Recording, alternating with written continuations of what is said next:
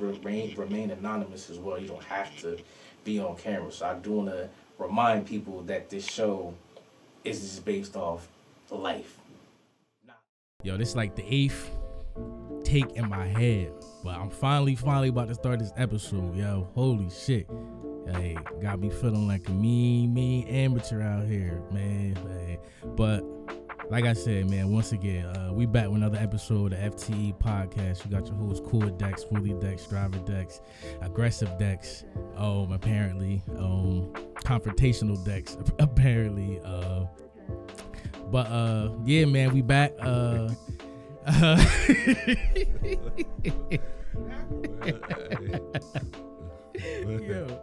nah, man, cause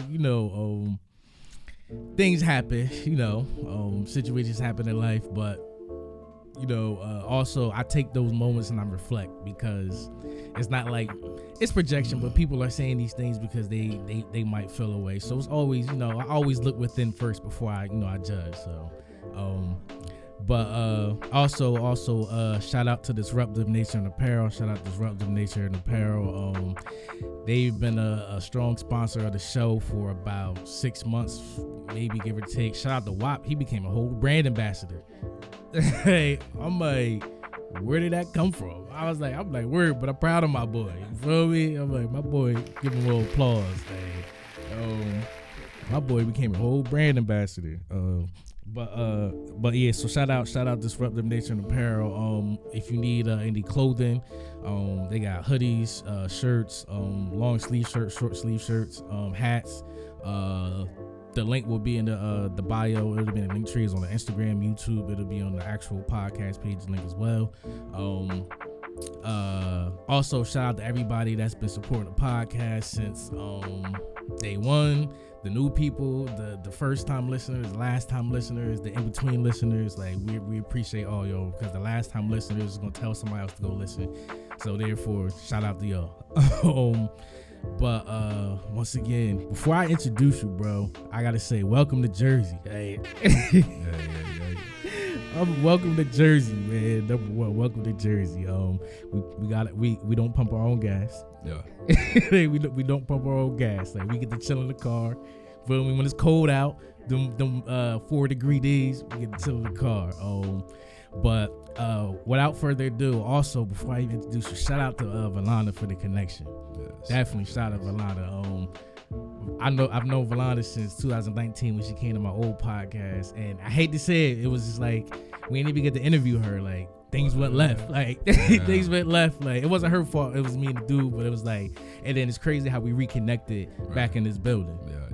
So it show you how the world worked. It was like, you know what, y'all wasn't really ready to meet at that time, because she was living in Cali at that time. Mm-hmm. So when I met her, she introduced me to Mar. Then we got the podcast room popping. She down there making beats. So shout out to V for the and go stream her music too. Shout out to V. Yeah, definitely.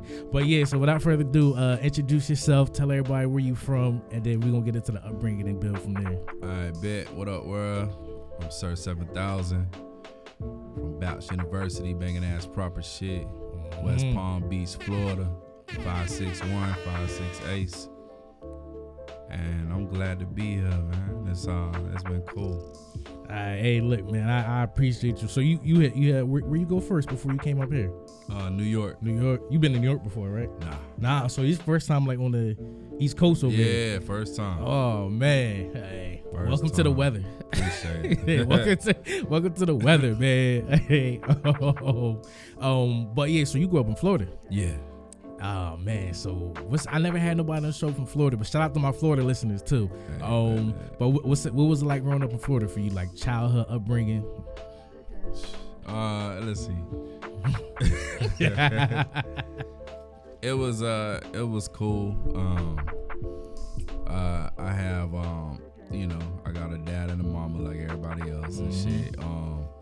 They ain't work out, but when I was living with my mama, it was one way.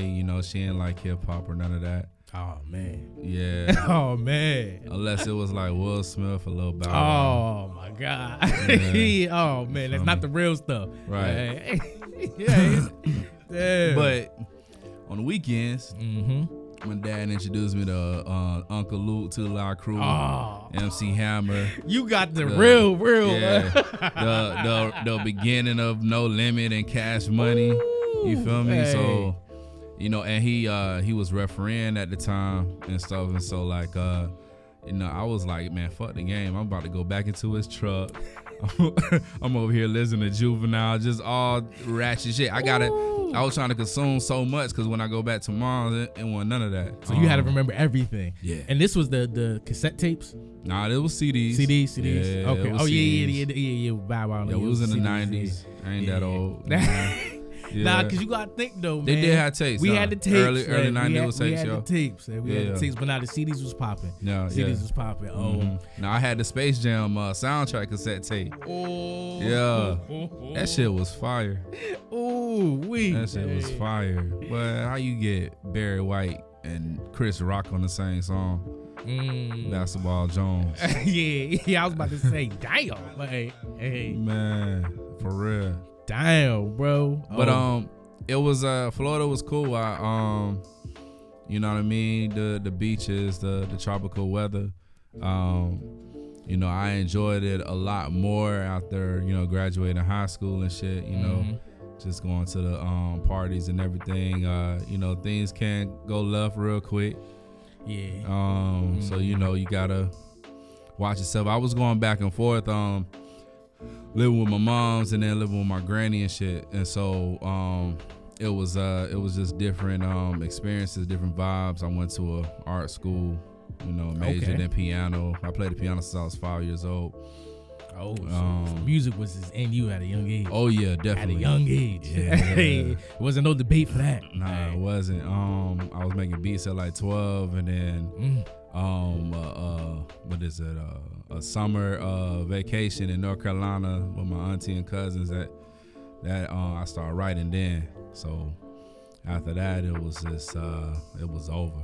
What was it like going to the art school? Because a lot of people never really, they just go to basic public schools and stuff like that. So what was the art school like? To be honest, I couldn't really tell the difference between the art school and the public school, but at the same time, I wasn't at a public school. But there, you know, I guess they just put more emphasis on your art, you know, on what you do. Of course, academics was important. But, you know, we got recitals and shit. We got a competition. And it's just, I don't know, more, I guess, children that are just free to, like, reign and be crazy. Expressing themselves and stuff, you know. Yeah, definitely. So it was it was interesting. We was some badass jits, man. Yeah, we was fucking some shit up, just pushing boundaries. Definitely expressing. Yeah, bro. Man. That's fire. What all right, so when did you realize, like, you know what, I can really, like, do music? Like, because, you know, when you're young, it's like you're doing it, but what was that moment did you realize, like, yo, I'm really doing this, like, I'm really good? That's a very great question. Check. Damn. Or you know what? It's like this. Like Ludacris made me want to rap, right? But Ghostface Killer made me serious about doing it.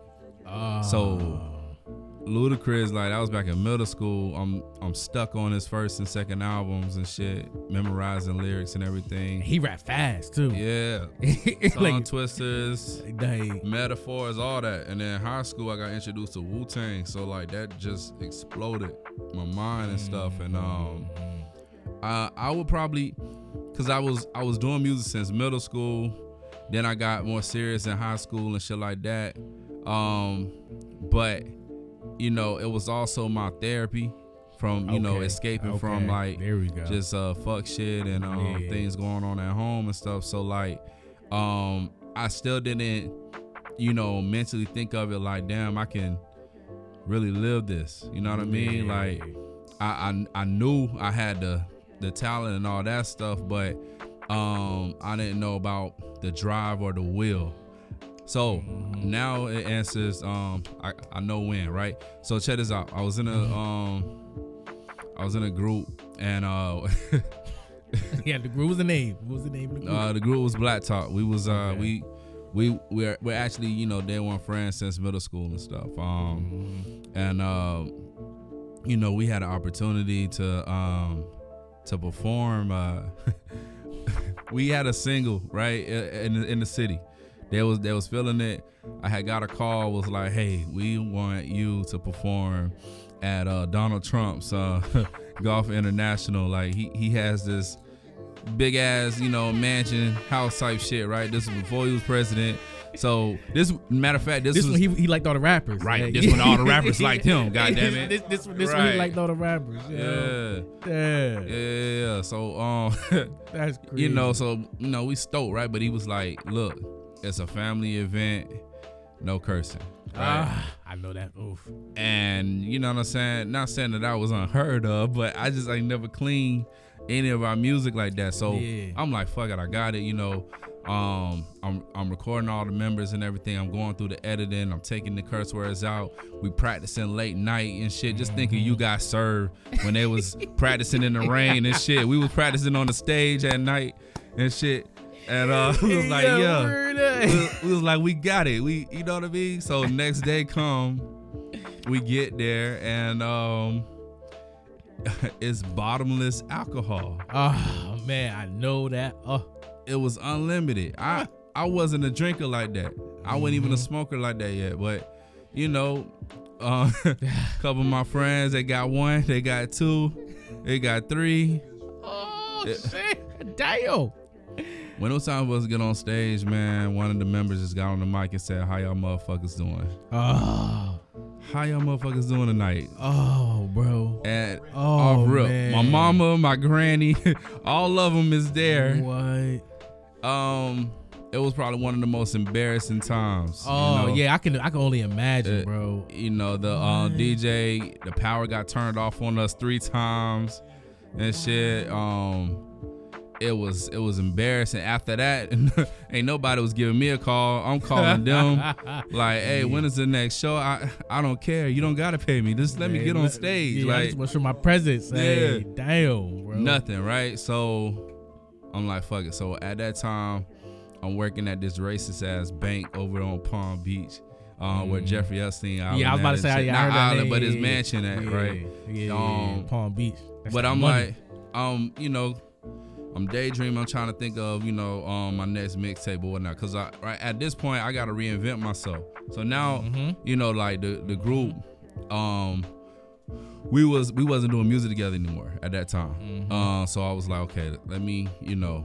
So then I came up with Bounce. Bounce was a mixtape, banging ass proper shit. Okay. And just the process alone doing that, and when it came out, it just turned into something even more bigger. I created a music video, a single called Moesha, and Hey. and the video damn near went viral. Cause Snoop Dogg he posted it. Shout out He to had Snoop, a Uncle yeah, Snoop. Uncle Hey. Snoop. He had a show called like underground like hip hop. It was like a countdown. Okay. So I was Oh, in the shit. top 3 and everything, right? And Hey. after that, like I took a visit to California. I was only there for 3 days, man, and I was like, yo, this is where I need to be at. I need to be. So when I went back to Florida, you know, I went to my job and I put in my 2 weeks. Oh, it was like that. It wasn't was- even Yeah. no hesitation. Nope. And I didn't tell nobody. I didn't tell my friends or family till Nobody, yeah, you 3 days before I had to leave. Ooh, I ain't want can't nobody Damn. convince me otherwise. Yeah, it's too late. I'm Yeah. already locked and loaded, ready to go. Right. Went off that last paycheck. Everybody's like, "Boy, you crazy and shit." And I just kind of like made a oath to myself that I wasn't going back to Florida unless like, you know, I was at wit's end, like I was just strung out on crack or some shit. And I know I wasn't doing Yeah. that. So like that, So it's like, it was all or nothing, man. And I had to just go off on my faith. And it was a incredible road in California. My first year was my best year and worst year at the same time. But yeah, that's when I realized like, yeah, I think I got something, you know. Nah, I like we was going. So what was that first best year? Yeah, you flowing. Hey. Best year, yeah, it was my best year because I was getting I was getting shows like every other day. Oh shit! Oh, so you working? I was working, and I was saying yes to them all, not knowing where they were at. Like I didn't have a car. Oh shit! So I was busting it, no matter what. Damn. I was busting it, taking trains, bruh. Damn, like doing what you gotta do. I was staying with this dude named Neighborhood Kenny. He was a dope dude. He was a Korean that loved hip hop, and Shout his out house, to him. right? Shout out to him. His house was like a halfway house and shit. So I just found, a corner, a couch, and you know what I'm saying. It was just it out. Like, we gonna get to it, right? Hey, damn. You know what I'm saying. That was my first time like getting on, EBT and all that other stuff. Just like really trying to survive out there. That's fire. Then it was my worst year because I had friends and family that came out there as well. We was all supposed to be building together, and shit just went left really, really quick. A lot of people just brought their own, fears, their own demons and stuff. Yeah. And right, and it was just certain things where I don't know, it felt like sabotage on some shits, They didn't want to see you winning. It fucked me up. So hey, them the people that's close, right? These the ones you expect to rock with you, stay with you, like build with you. Hey. Yeah. So around the end of that year, I had a show, and I was still I was in a band then. I went in. I got into a band. I'm playing the guitar and I'm rapping. Yeah, I got a guitar.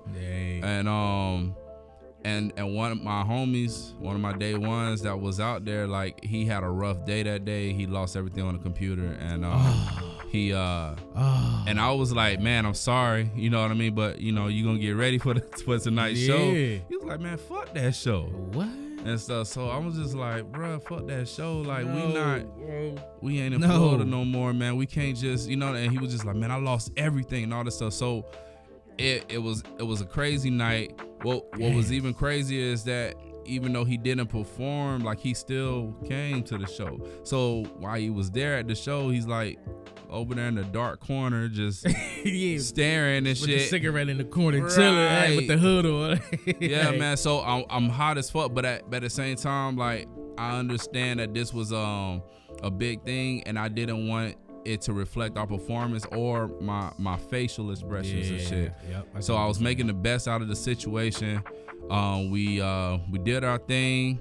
I got off the stage, and this girl, I found out later, but this girl, she accidentally, purposely bumped into me. Right? One of them, yeah. And I know that all too well. Right. It's my partner today, Bika, but she was on. She was performing that night too, and she was in a group. Really? Yeah, she was in a group, 5-star mob, and she was the only female out of the group. And so normally when I was in California and I saw like groups like that, and they had the token female, like she was like the weakest link. Like she was just a eye candy piece type shit to the group. Yeah. That was the opposite of what I saw. Like this was, I don't know. Just imagine like Lauryn Hill in her prime type thing in her heyday. Yeah, she was going off and everything. And so even then, you know what I mean, when she got off stage and we exchanged numbers and stuff, I wasn't even thinking with my dick. I was just like, yo, I just want to work with, you know what I'm saying? Felt the vibe was there, the energy was right. It was amazing. And then we linked up a couple months later around her birthday. Told me to go out to Hanford. She was in the Central Valley, California. And history history from there. Bash University. Hey, Baps. Hey, that's what I like. Gotta hit you with the pivot real quick. Let's go. What's your top 5 pet peeves in the music industry? My top 5 pet peeves. It don't gotta be 5, we're just pet peeves. If you got 5, that's cool. Damn, but one of my pet peeves is just this fake, like fakeness, man. I hear that a lot. Just I don't like the fake it till you make it stance. You know Really? what I mean? Nah. I hate that, you know, it became, you know, in society or whatnot that you gotta like It's normal. damn near wear a fake Millie watch to get some type of acceptance and shit. Then it's not genuine or real anymore. it's not genuine or real. So I don't like that. And I don't like when black or white, I don't like when somebody trying to nigga talk me. I don't know if you ever heard that before. Nah, what you mean? Like nigga talk me just like, you know, tell me what you think that I like type shit. Like try to woo me I with see what you said. with, you know, oh, we finna have women here, or we got all the weed. Oh, yeah. You know what I'm saying? Okay, I get what you saying. It's like, get bro, I what you could saying. provide that myself. Like, Yeah. you know what I'm saying? They What- trying to say all this shit just to make you feel good and get you around and get right. you. Yeah. Let me see what That's else. funny. That's funny as hell, yo. Hey, people really be doing that, yo. Hey, that's crazy. Yeah, cause then it's like, well, Hey. when you try to get to the money, yeah. well, we not talking the same language. Like, what? nope, no, you not. Right? Yeah. What? Yo, that is crazy. Some top yo. of the line crackers here, man. Like, what the fuck? Yo, bro. Hey, that is funny as hell. I'm trying to think what other pet peeves.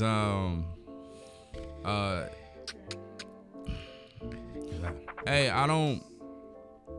I hate that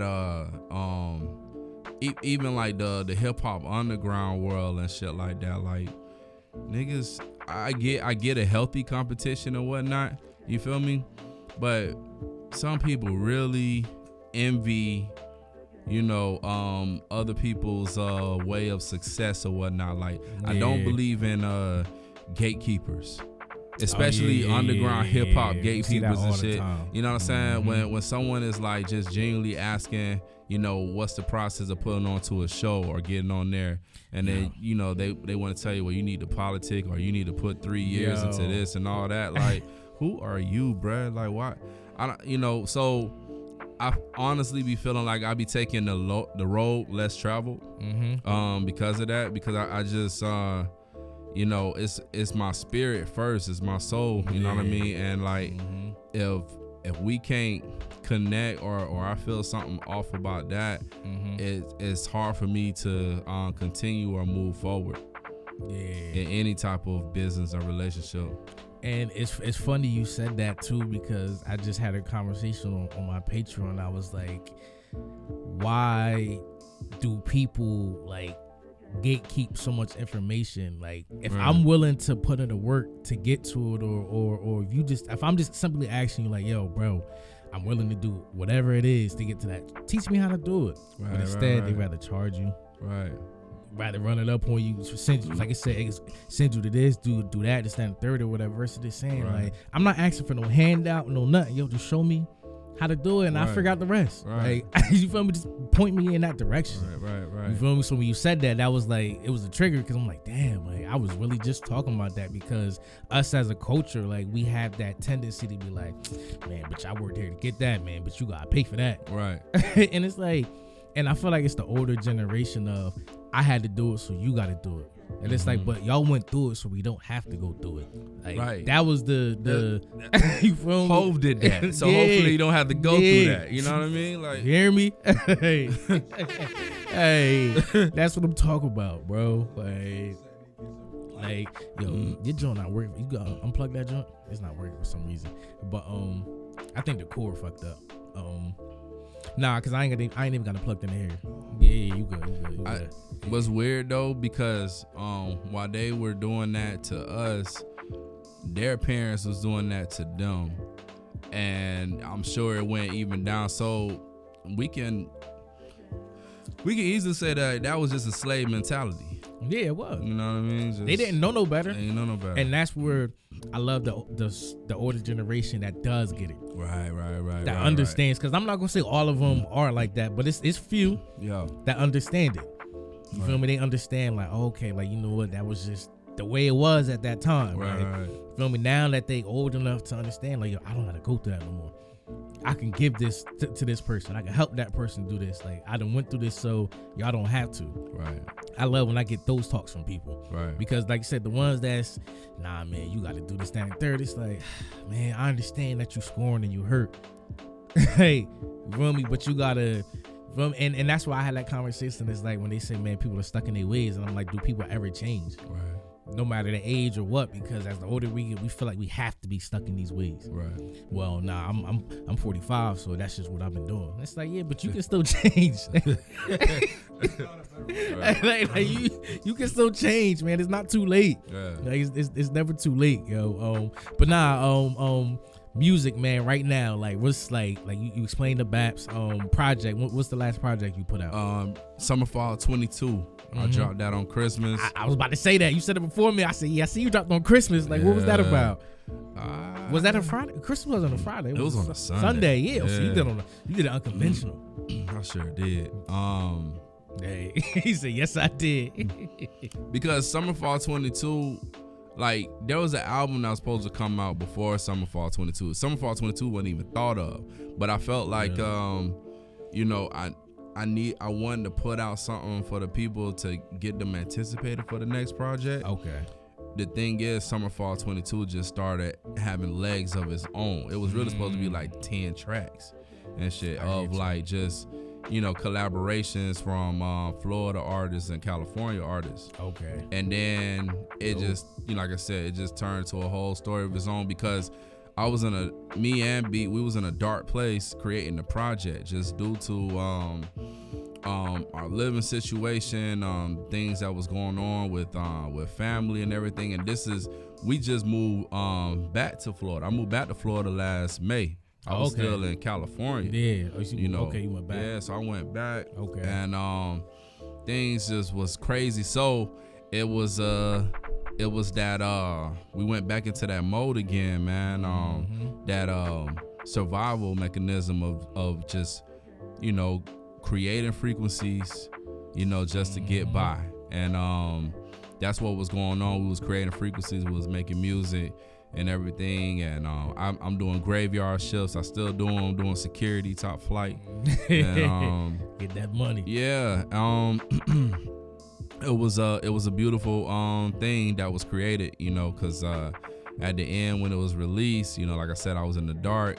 I honestly found like I was seeing the light after it was released, and you know, I was just praying and hoping, you know what I'm saying, that people would just check it out and feel how I felt about it, you know, because I didn't have a marketing budget behind it or none of that. Yeah, you know, so it was just you. It was really organic, pushed out, and people started gravitating to it.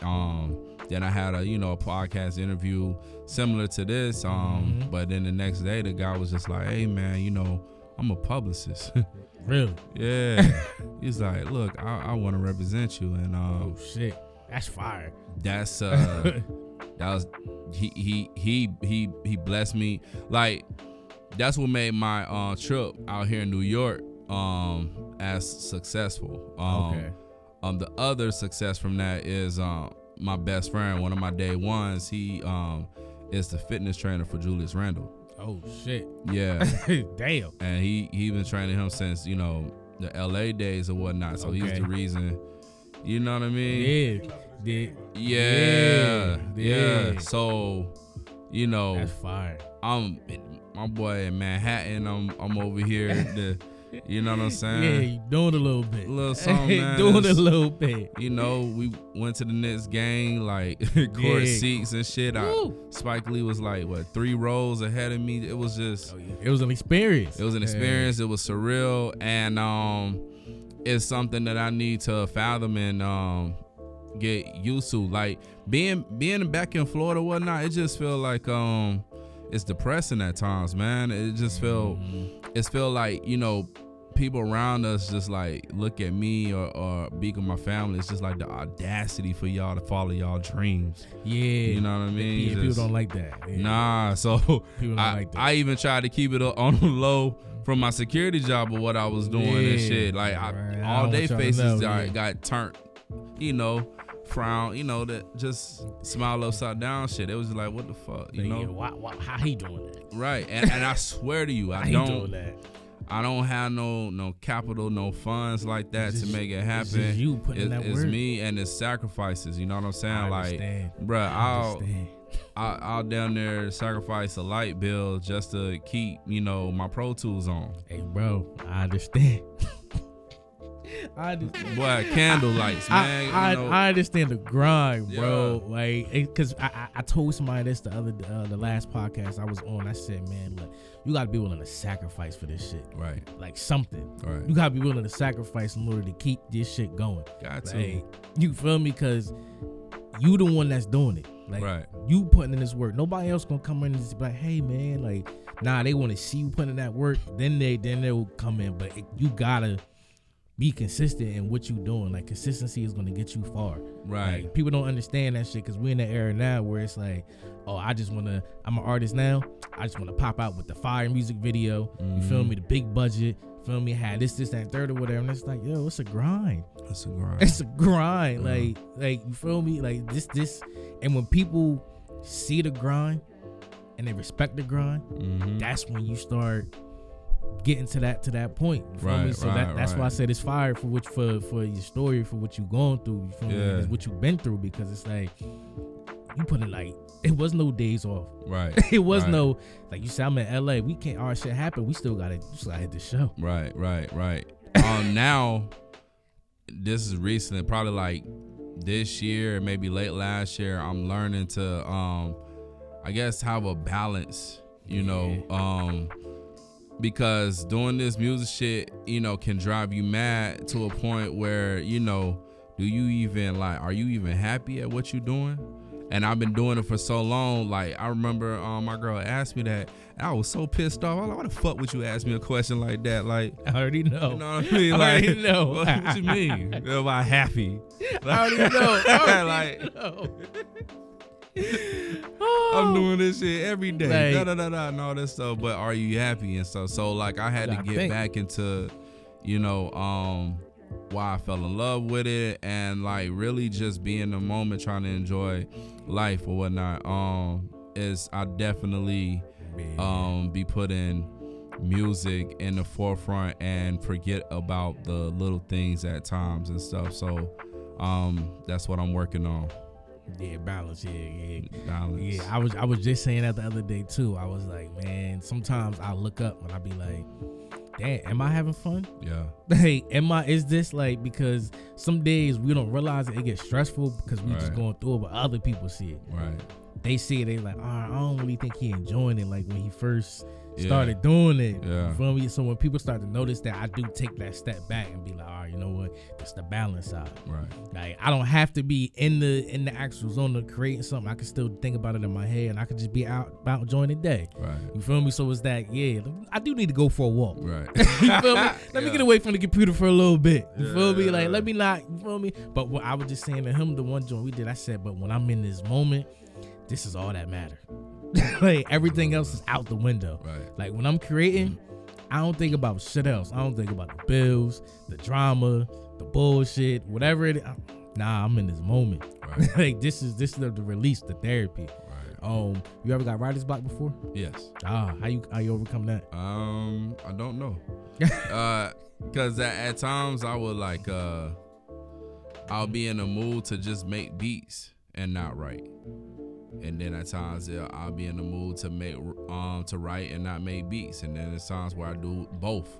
You know, so when I have writer's block or whatnot, it's, you know, I just put the pad down and walk away from it. Try to watch that walk. Take that walk. You know what I'm saying? Now watch some other inspirations.